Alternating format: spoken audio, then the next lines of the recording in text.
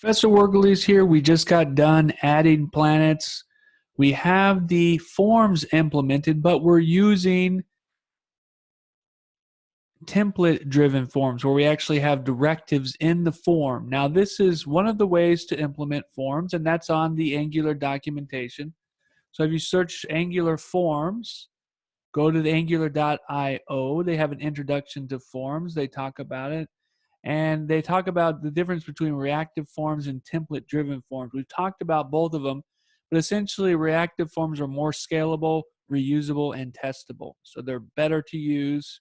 They're a little bit harder to set up, but they are better to use, and they're more recommended based off of the Angular documentation. If you want to get a form up and quickly tested, quickly implemented, you'll see we built a quick prototype using the template-driven forms, and that's what they said. They're simple. They're simple to implement, easy to add to an app, but they don't scale well, and they're very basic. What you could see here, I have the two-way data binding. Remember, I kept saying this was one of the first functionalities that Angular developed, and therefore it may not be the most scalable. So in this video, we're going to switch to reactive forms. The first thing we're going to want to do is get rid of these NG models. In fact, in the challenge documentation, it says not to use these NG models. So let's go ahead and fix this up. In the form, instead of using NG model, and actually before I make all these changes, let me do a control undo. So I'm doing control Z. Let's go ahead and do a git push. Okay, let's go ahead and push up all our code. Make sure that we have a good working directory. So I saved all the files. If I do a git status, okay, I'm going to do a git commit. Let's see where we're at. We're on the during class branch. You'll see I added the types. So first I'm going to do a git add all. So I'm going to add the types to the track files. Now if I do a git status, you'll see they've been all added to the stage.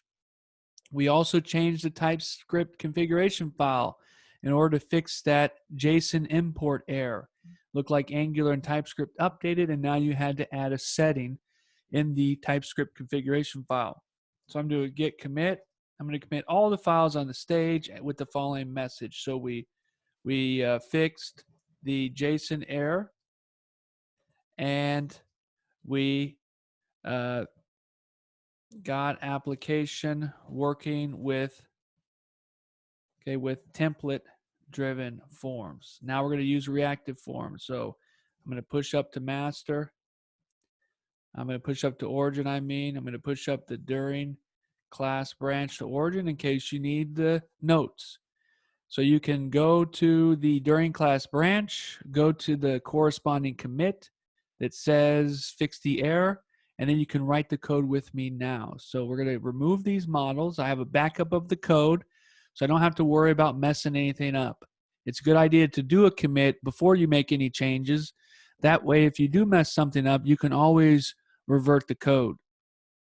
So now I'm not going to use ng model anymore. We're actually going to use what's called form group. Okay, now we've done this before. We're going to use form group, and we're going to give this form a name. We're going to call this planet form. If you go back to some of the previous videos, we've used form group, and we talked about ng model versus reactive forms. But we're going to go over it again so you make sure you get it right for the challenge. You cannot use ng model. If the TA see that, you're going to get points deducted. The Angular documentation recommends reactive forms. So if you want to get a quick prototype up, you can use ng model. But if you make a live application, you should be using reactive forms. So I'm going to make a form group here. And when I do, I actually need to add some imports. Okay, and you can run it. So you can run it and then compile it just to see. So if I do an ng serve, it'll actually tell you you need the imports there. So I'll do an ng serve and let it compile. And then I need to add the corresponding input. So you'll see in the home page, it cannot bind form group since it is a known property of form. So since it isn't a known property of form. So here, if I do an import, and what are we going to import? If I go to the documentation, it tells you what to import. So if I look at reactive forms, which is what we're using, you'll see you need to import the reactive forms model module, and you need to import form control. So I'm actually going to import form control. You need both of them. Okay, you need both of them. And the form control goes in your component. Okay, so import form control. That's going to go in your component. Okay, you'll see it recompiles. And you probably will not get a compile error. So you see it compiled successfully. But now if I come over here to the web page and do a refresh, you're going to see the white page of death. Now the white page of death could be from a base href, or it could also be from an import error. So I do an inspect and do the console, you're going to see this message here. Uncaught, in promise, node injector, not found, control container. So if I search this, okay, if I search this, it's going to tell you you need to add that reactive forms into your app module. But it's always good to check. Okay, you'll see this no container. That's the question. If you scroll down, here's the answer. Okay, it says to use a form group, you need forms module and the reactive forms module added to your module imports. So we did forms module, we did not do reactive form module. So if I come back, I'm going to import reactive forms module into, okay, you'll see I'm importing into my app module TypeScript. So I come back to the code. I'm going to go over here to my app module TypeScript. I'm going to add that import. Okay, so I'm going to add the reactive forms module here, and then I also need to add it into the imports here, which is what the documentation says. So I'm going to add it here. Okay, save it. Come back to the page when I loaded this time. Okay, when I loaded this time, do a refresh. You should see no errors. Okay, let's see. I still get this error here. So let's see what happened. Planet form does not exist on the home page component. Well, we're not there yet. So that error is gone by adding the import. Now we need to add that on the component, but we're not there yet. So let's come back to the HTML. We're going to do a form group here, and we got rid of the ng model. Okay, and whenever the selection is changed, this function is going to get called. We can leave that there, but if we want to pass the data to the back end, we need to do a form control name. Now the form control name for this is going to be the same as our ng model. Earlier we called it selection, so we're going to call it selection here. Okay, and now I need a form control name for each element that I want to pass back. So earlier we had an ng model here. Now I'm going to have a form control name, and I'm going to do the planet name. Okay, we can get rid of this interpolation because we're not updating on the fly with two-way data binding. I'm going to do a form control name on each one. So I'm going to have a form control name here, form control name here, and a form control name here. Now in the docs, you'll see that they actually put the form control name. So if I scroll down, they actually put the form control name on the elements at the very end. So they put type text, and then they put the form control name. So I recommend you do the same. Okay, so this one was before text, so put type text first, and then put the form control name. That way it knows the input type, then the form control's name, then the name for the form, and then the placeholder. And some developers actually put this at the very end of the input elements. I say as long as it's after the type, it's okay. First one's going to be planet name. Next one's going to be planet color. These need to be unique identifiers. Okay, so they need to be unique. If they're the same, it's going to be hard to identify between them, and you'll probably get a compile error. And that's going to be planet sat for satellites. Okay, so now I have the form control names, and we're going to do some validation here. So we're not going to have a regular button click anymore where you add the planet. We can do this. We can click add planet, and when we go there, we actually grab the form and then grab each value. But I want to make sure that they cannot submit the form until they've inputted all the elements. If you want to have some form validation there, instead of doing an on click, we're actually going to change this. We're going to have a type submit button here. So this is going to be type submit. And then we're going to have this button disabled.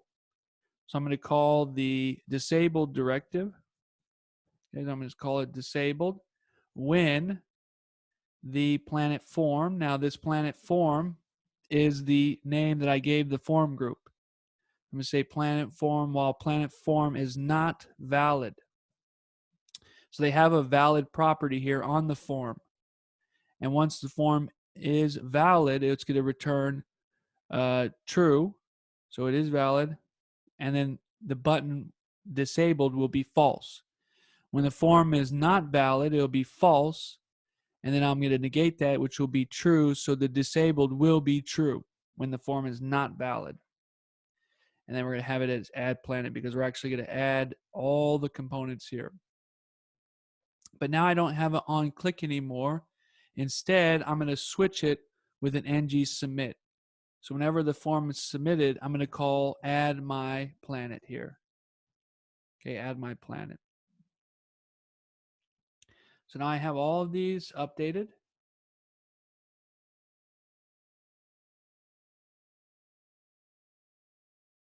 Okay, I'm now using reactive forms instead of ng model. We need to go to the back end and fix that. So I have form control. I'm also going to import validation. I'm going to import form control and validation because I'm going to validate that form.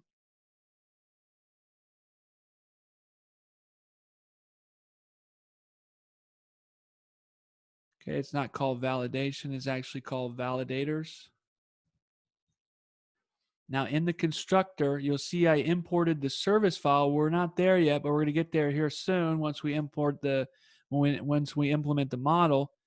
But here I'm going to have another private variable called FB for form builder, and it's going to be from the form.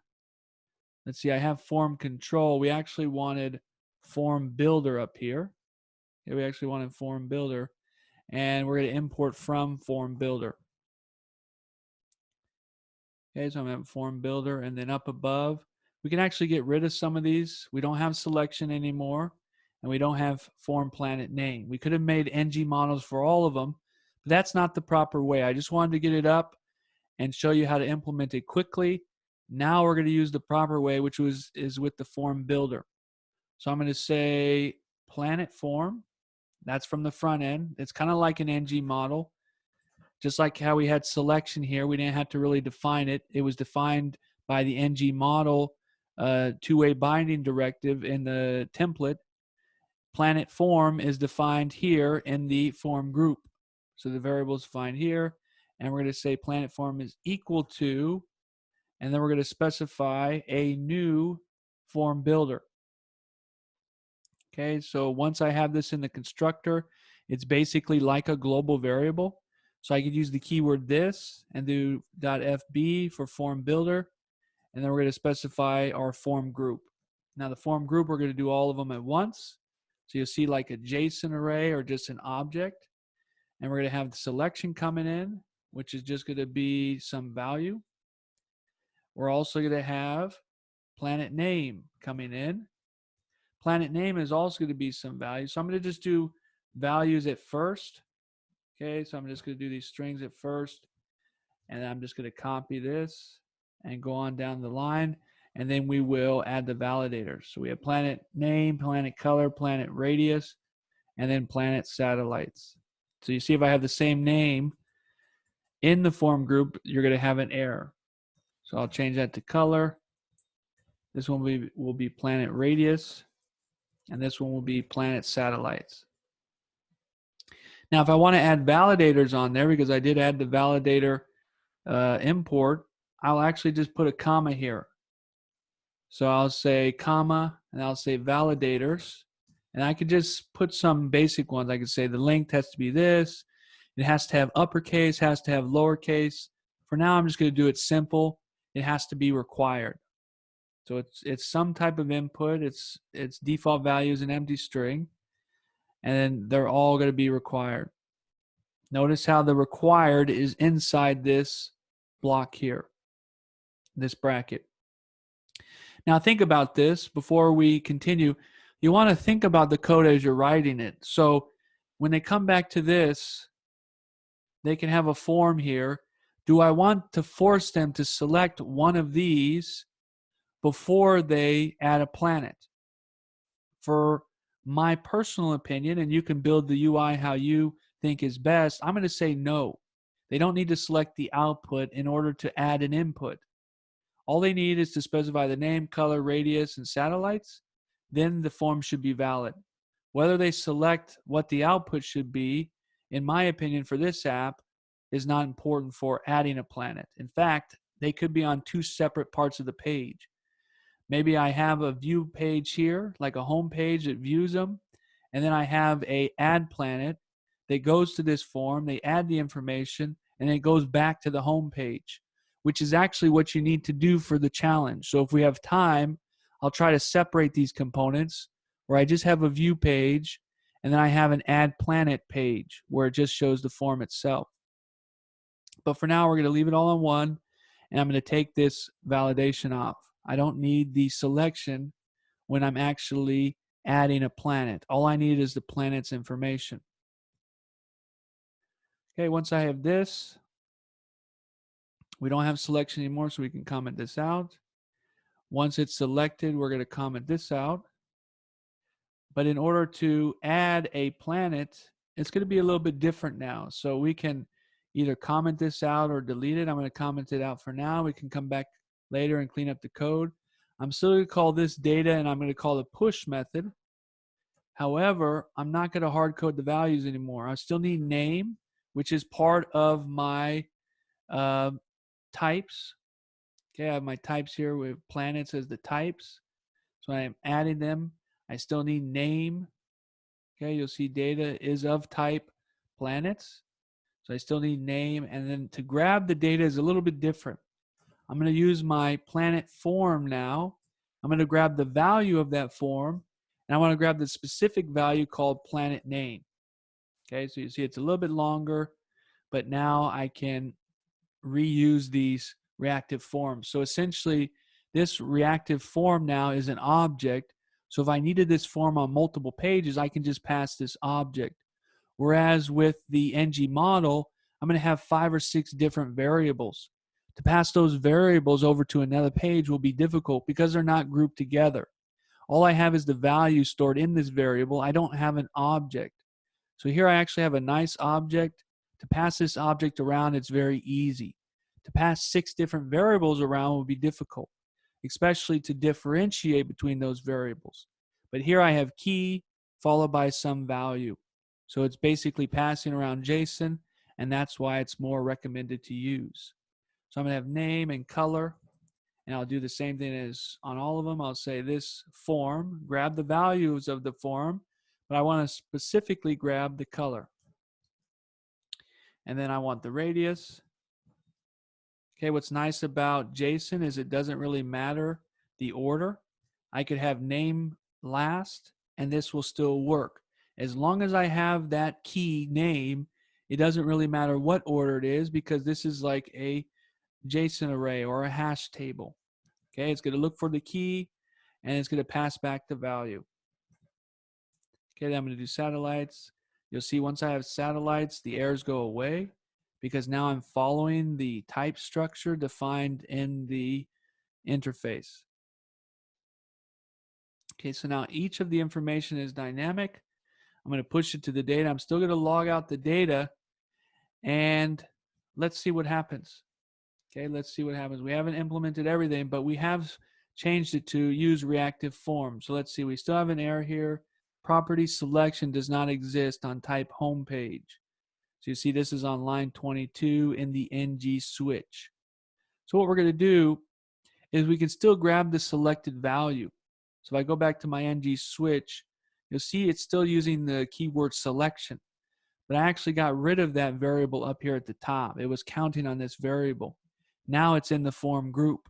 So what we can do is whenever the item is selected, okay, so whenever the select statement has a change, it's going to call a selected method. And then once it calls this, I can go ahead and update that selected variable. Now, I want to change it. That way I don't get confused. Here's selection, here's selection. So I don't want 2 variables the same. But what I can do now is I can say this is called a selected value. and we're going to have it as type of a string. Okay, so it's good to specify your types because we are in TypeScript. And then whenever it's changed, I'll say this selected value is equal to, and then we'll grab the value from the form, just like we did before. Grab the form's value, but we're specifically going to grab selection. And if we want to print it out, we can. But instead of printing out selection, we're going to print out selected value. And it's same in the switch. We're now going to use selected value. Once you save this, it should compile successfully. And that's why I like Angular. If you have any bugs in the code, like using selection here, it's not going to let you compile. If you're missing an import, it's not going to let you compile. But for JavaScript, it will compile. Then when you run it in the browser, you're going to get unwanted surprises. But with TypeScript, it's going to be solid before you can run it. It has to compile first. It's harder to compile, but in a lot of cases, that's good because then you'll write more solid code. With JavaScript, I could have left this error here. When I get into the browser, it would still run. When it tries to implement the switch, that's when I'll see the crash. And so you'll get a lot of unwanted surprises or unexpected surprises. Okay, so now that I have this, you'll see the form works. You'll see the submit button is grayed out. I'm clicking it right now. It's not working. I can select list. You'll see that still works because whenever I select something here, if I come back to the view, when there's a change, it calls the selected method. So if I come back here on the selected method, I set the selected value. Whenever I set the selected value, this switch case is going to activate. And depending on the selected value, it's going to show the corresponding elements. So everything's dynamic. It has live updates. It's a real-time updating system here. That's what Angular is. As soon as I make a selection, it updates that value. Whenever it updates that value, it's like two-way data binding. It sends the value back to the view, and the view decides what element to show. Okay, now when I type in data, so we can type in Pluto. We'll type in Pluto. Let's see, color originally was gray. Okay, let me spell that right. Gray. The radius was 1186, and the satellites were 5. So if I do add planet, you'll see it dynamically updates the view. It updates the table. I do not need to refresh the page. That's what's so powerful about Angular. With regular JavaScript, whenever I submit a form, the page refreshes. I lose all the content for a second, and then the table appears. But not with Angular. Okay, you'll see once I click the button, the table is dynamically generated as soon as this array, so if I go back to the controller, as soon as this data array adds a new component with push, it notifies the view, and the view will run this ng4 and rebuild the display. So it's all asynchronous. It's almost like an AJAX request. If you remember 2830 Web Application Development 1, whenever we did an AJAX request, it does not need to refresh the page. That's how Angular works. When I push data on the array, it's all asynchronous. It updates the data array, which then updates the view without refreshing the page, which is what you see here. When I click the button, adds an element, I did not need to refresh the page. If I refresh the page, it'll look like this. Everything will go away for a second, and then out pops the list. I'd have to select the list again. But since it's dynamic, I can actually, or select the table again. But since it's dynamic, it will update automatically. Okay, this is working, but you'll see when I add data, it remains in the form. Okay, you'll see it remains in the form. So I need to clear the form once it's finished. So if I come back, whenever I do an ng submit, add my planet, I'm going to come back. To clear the form, what you'll do is you'll call the form. So this is called my planet form, and I'm going to call the reset method or the reset function. So now whenever I add information, click on add, you'll see it resets the form. Once I select an element, originally it was on select 1, so I can change that. Okay, I can change that so it defaults to select one. To do that, you'll come up here. We did that in the constructor. Remember, the constructor is a good place to initialize elements. So once I use the Angular routing and it goes to the home page component, this home page component will be initialized, which means it will be created. Once it's created, this constructor gets called. So if I want to set any default values, it's going to be done here. Now, to set a default value in a reactive form, it's a little bit different. You're actually going to use the set value function. So if I come back to reactive forms, if I scroll up a little bit, or let's see, where do they update? So right here, whenever there's a button click, they want to update the name. To update the name, you'll grab the name and call a set value method. Now this is easy when you just use what they did up here. They just used a form control equal to name. So that name we'll put in the controller up at the top, and then I can say this.name set value. However, with our code, we'll still use the set value function, but our name is in a group. So we have to access it just a little bit differently. First, we have to access the group, which is going to be called Planet Form. This is the form group. In the form group, I can access the controls. In the controls, I have the selection. And based off of the selection, I can then set the value. So I'm going to call selection. Then I can do the set value method. So I have to add one more dot notation to get to it. And I'm going to default it to select one, which is what we did before. Before we can do it by selecting the variable because we use an ng model. Now we need to go in the form, grab the controls. We want to grab specifically selection and set the value for it. So if I save it, come back here and refresh the page, you'll never see this blank anymore. It'll either be select one or whatever the user selected. Okay, so if they select system, it'll be system. If they select table, it'll be table. If I refresh the page, it'll be select one. It'll never be blank anymore. Now we should clean up the code a little bit. We're never really using this total planets, so we can get rid of that. Selected value we're using for the switch, but we got rid of these here, so we can actually delete them to clean the code up. I'm not going to use these anymore. We deleted ng model, so I'm going to delete that.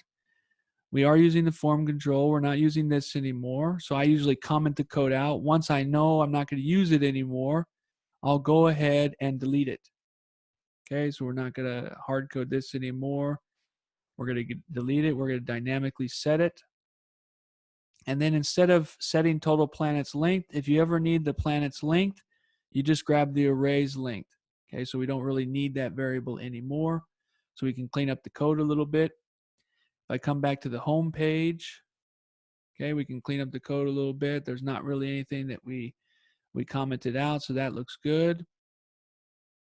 Okay, in addition, we're not using the template-driven forms, so we may be able to get rid of some of these imports. We may not need the forms module anymore. Let's try it first. If we get an error, we'll add it back. Okay, so I'm going to save it. No error there. If I come back and refresh the page, no error here. Okay, we're not using the template-driven forms anymore. We're using the reactive forms. So we don't really need forms module anymore either. So I'm going to get rid of that. You'll definitely want to remove any unused imports. The more imports you have, the larger your application is, the harder it will be to download, and the slower it will run. So you want your application as compact and as small as possible. Okay, we got reactive forms working. We still need to build the model, and we also still need to implement local storage. So we need persistent data storage. Both of these are required for the challenge. We need to have a separate model, which we have here. We just haven't used it yet. And we need to implement persistent data storage. That way, when we refresh the page, so if I come here, let's say I add Pluto. Color was gray. Radius was 1186, and the satellites were 5. If I add the planet, it's 9. When I come over here and do a refresh, you'll see when I reset the form, It also resetted the dropdown. We should fix that. But if I come over here to system, you'll see I have 9 planets. If I refresh the page, it goes back to 8. So the data is not persistent, which means when I refresh the page, I have to start all the way over from scratch. And if you were a user, let's say you were on Facebook, and every time you did something, you had to repost all of your posts over and over again, you'd be very upset. You'd be very upset if you had to repost every single post you've ever had every time you update the page. So the data needs to be persistent. You can use either client-side storage, so you can use local storage or IndexedDB, or you can use a database like MongoDB or MySQL. We're going to look at local storage. We're going to implement it in this lecture, but we're really going to talk about it in the coming lectures. So in the next video, we're going to move everything over to a model, and then we're going to look at persistent data storage. So stick with Professor Wergeles, and we'll see you in the next video.